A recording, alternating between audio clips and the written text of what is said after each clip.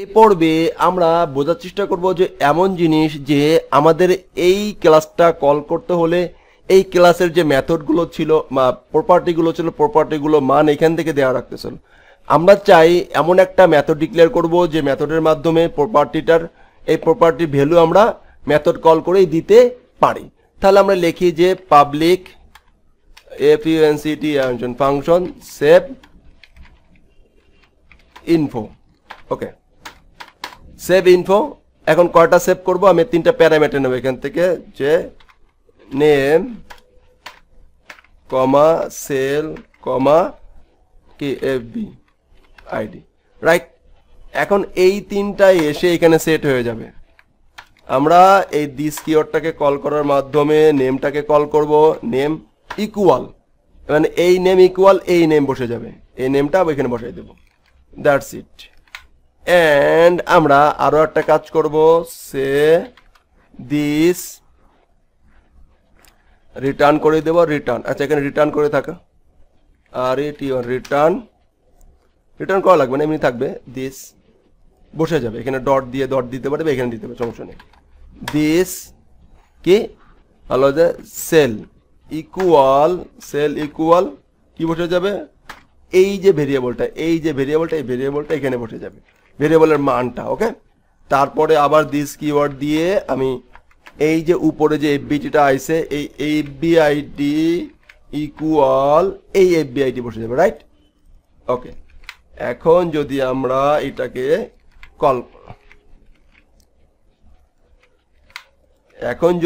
আমরা কল করি, এই মেথডটাকে কল করি, তো মেথডটা কল করার সিস্টেম অলরেডি আমরা বুঝে গেছি। গেট করার আগে নিশ্চয়ই কি করতে হয়? সেট করতে হয়, রাইট। এখন আমরা মেথডটাকে কল করি, new person info implies that save info.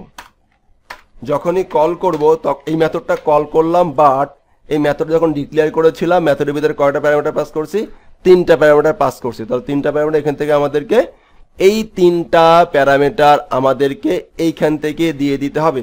যেমন লিখলাম বাদি, সেল নাম্বার লিখলাম, এন্ড এখানে এফবিআইডি লিখলাম আদি জামান। ওকে, এখন দেখেন এর আগে কিন্তু সে শো করতেছিল এই তিনটা, কোন তিনটা?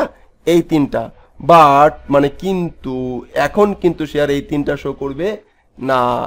এখন দেখি তিনি এখানে কি শো করে। ওকে, কারণ আমরা তার সেট ভ্যালুটা চেঞ্জ করে দিয়েছি। বাই ডিফল্ট যে ভ্যালুটা ছিল সেই ভ্যালুটা এখন আর শো করবে না। আমরা এখন এইটাকে শো করে দিছি, এইটা দিচ্ছি, দেখি এটা শো করে কিনা। প্রথমে এটা সেট হচ্ছে, মেথডটা কল হচ্ছে, মেথডটা কল হওয়ার মাধ্যমে এই মেথডটা এখানে রান হচ্ছে, রান হয়ে এই নাম এই বাদি এখানে বসাচ্ছে, এখানে সেট করতেছে, এই সেল নাম্বার এখানে যাচ্ছে, এখান থেকে এখানে যাচ্ছে, এখান থেকে এখানে সেট করতেছে, এই আইডি এখানে যাচ্ছে, এখান থেকে এখানে যাচ্ছে, এখান থেকে এখানে যাচ্ছে, এখান থেকে এখানে যাচ্ছে। ওকে, এইগুলো আবার এখানে সেট হচ্ছে, সেট হওয়ার পরে আমরা আবার কি করতেছিলাম? এই যে এইগুলো আবার রিটার্ন করে দিচ্ছিলাম, রাইট। এবার দেখি কি হয়, রিলোড, দেখেন বাদি। কারণ এইটাই আসলে হওয়া উচিত, কারণ এই মেথডটা তো আরেকজন কল করতে পারে। সে এই মেথডটা আর একটা ব্যক্তি কল করছে, কল করে এই ক্লাসটা কল করে সে তার ইনফরমেশন পাঠাবে এবং ইনফরমেশন নিবে। তখন কি সে তার একই ইনফরমেশন দিবে না? ক্লাসটা কেন ডিক্লেয়ার করা হয়? মানে একটা মেথড একাধিকবার মানুষ ইউজ করতে পারে। তো এই মেথডটা এবার আমরা যদি বাইরে কোথাও ইউজ করতে চাই, সে এখানে আমরা ইউজ করলাম কি এডি admission.php তে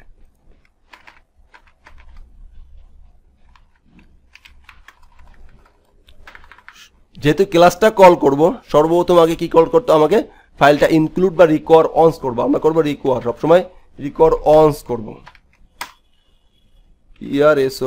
person.php। ওকে, এরপরে ক্লাসটা কল করব। তো আমি admission info ইকুয়াল নিউ কি পারসন, এই ক্লাসটা লিখে দিয়ে করবে। ওকে, এখন প্রথমে সেট করব, তাহলে admission info implies that save info, right. দেখি এখানে সেভ ইনফো আছে কিনা, এই সেভ ইনফো, রাইট। এখন সেভ ইনফো লিখে দিলাম যে কি রওজা, ওকে, মোবাইল নম্বর এফবিআইডি রওজা, ফাইন। এটা হয়ে গেল সেট, হয়ে কি হয়ে গেল, সেট হয়ে গেল। সেট হওয়ার সাথে সাথে এখন আমরা কি করতেছি দেখি, গেট করে দেখি। তাহলে অ্যাডমিশন ইনফো ইমপ্লাইজ দ্যাট, এই মেথডটা কল করবো। কোন মেথডটা, গেট মেথডটা। আমরা গেট মেথডটা কল করছি, কল করি। এবার যদি অ্যাডমিশনকে কল করি, দেখেন আর একটা ইনফরমেশন দিবে, ADMI অ্যাডমিশন ডট পিএইচপি আছে, এ দেখেন। আচ্ছা,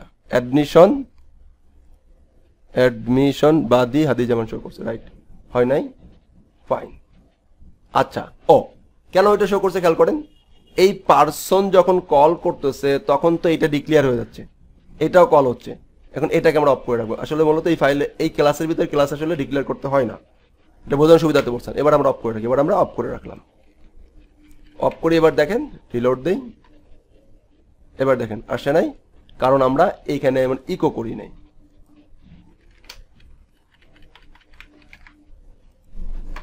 ওকে, এবার দেখেন এই চলে আসছে। এখন এই ক্লাসটাকে যদি আমরা অন্য জায়গায় কল করি, একই জিনিস, মনে করেন যে আরেক জায়গায় কল করলাম, সে office.php, এখানে কল করলাম, এখানে আবার অ্যাডমিশন সমস্ত কিছু কপি করলাম, কপি করে অফিসে নিয়ে গেলাম, বাট এখানে চেঞ্জ করলাম যে কি স্যারের নাম, স্যার নেম, স্যারের মোবাইল নম্বর, ওকে, স্যারের এফবিআইডি, স্যার এফবিআইডি লিখলাম আর কি। এবার দেখেন, এবার যদি অফিসে চলে যাই, অফিস, দেখেন স্যারের নেম, স্যারের মোবাইল, একই মেথড দিয়ে আমরা কিন্তু সবগুলো কাজ করতে পারতেছি। এইটা হলো যে একটা চমৎকার এক্সাম্পল, ওপির একটা বড় একটা মেকানিজম। তাহলে আমরা এই পার্টে যেটা বোঝার চেষ্টা করলাম যে একটাই মেথড পিএইচপিতে আসলে সিস্টেমে, ওপিতে সিস্টেমে একটা মেথড প্রপার্টির টাকে সেটও করা যেতে পারে, আবার গেটও করা যেতে পারে। মানে একটা দিয়ে সেট করব, সেভ করব, একটা দিয়ে গেট করব। ওকে, এই দুইটা বিষয় আমরা ক্লিয়ার হলাম, সেট এবং গেট।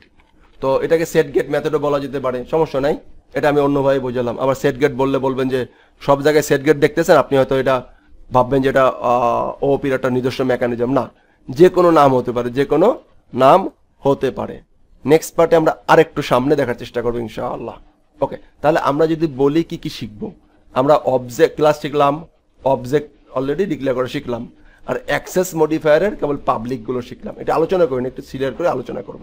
নেক্সট পার্টে আমরা আলোচনা করব কনস্ট্রাক্টর। কি আলোচনা করব? কনস্ট্রাক্টর। ওকে, ধন্যবাদ। আসসালামু আলাইকুম ওয়া রাহমাতুল্লাহি ওয়া বারাকাতুহু।